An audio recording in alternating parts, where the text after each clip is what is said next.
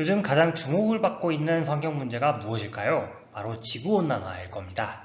지구온난화 이야기는 이러한 지구온난화에 대해 이야기하는 시리즈입니다. 그러면 첫 번째 이야기를 시작하겠습니다. 지구온난화로 인해 산업화 이전과 비교할 때 현재 지구 전체의 평균 기온은 약 1.2도 상승했습니다. 전 세계 거의 모든 지역의 기온이 상승하고 있으며 이에 따라 이상기후가 발생하고 있습니다. 그리고 이러한 기후재앙은 갈수록 심해질 전망입니다.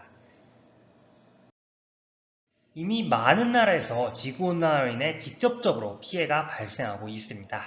예를 들면 지구온난화가 유발한 이상기후로 인해서 브라질과 베트남에서 커피 생산량이 감소했고 그 결과 커피 원두 가격이 지난해에 비해서 75% 이상 상승했습니다. 다른 작물들도 굉장히 피해를 많이 봤고요. 특히 주된 식량인 밀이나 옥수수, 콩도 이런 이상기후로 인해서 피해를 받았고 그 결과 가격이 지난해에 비해서 20% 이상 상승했습니다. 이렇게 지구온난화가 본격적으로 사람들에게 피해를 주기 시작하고 있는데요. 이러한 지구온난화에 대해서 자세히 살펴보도록 하겠습니다. 우선 지구온난화의 원리인 온실효과부터 살펴보겠습니다. 지구는 항상 에너지를 방출하고 있습니다.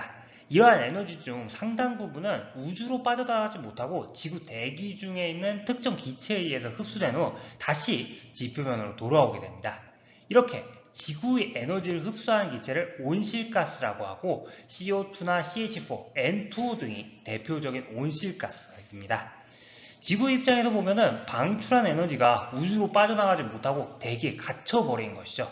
그리고 이렇게 갇힌 에너지는 지구의 온도를 올리게 되는데요.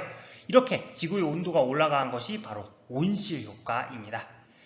이 온실 효과로 인해서 상승하는 지구의 평균 기온은 약 33도 정도입니다. 현재 지구의 평균 기온이 약 15도니까 이 온실 효과가 없다면 지구의 평균 기온은 마이너스 18도가 되겠죠. 그래서 사람이 살기에는 굉장히 추운 행성이 되었을 것입니다.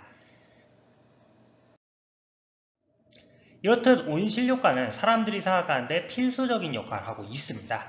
그래서 실제로 이 온실효과를 과학적으로 규명한 최초의 과학자는 이 온실효과가 사람들에게 이롭다. 그래서 이 온실효과가 더 강해지면 더 많은 사람들이 더 따뜻한 곳에서 더 쾌적하게 살 수 있을 것이다. 이렇게 생각을 하기도 했죠. 그렇다면 지금의 지구온난화는 왜 문제가 될까요?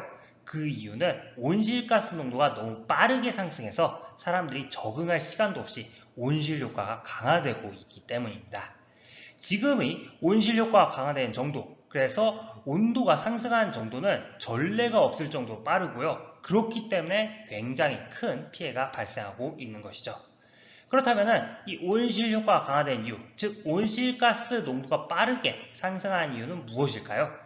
바로 인간의 활동 때문입니다. 가장 대표적인 온실가스인 CO2의 만년 전부터 현재까지 농도를 살펴보면 최근 약 50년 동안 CO2 농도가 크게 상승한 것을 알 수가 있습니다. 그리고 이것은 인위적인 CO2 배출량이 크게 늘어난 때하고 일치하죠.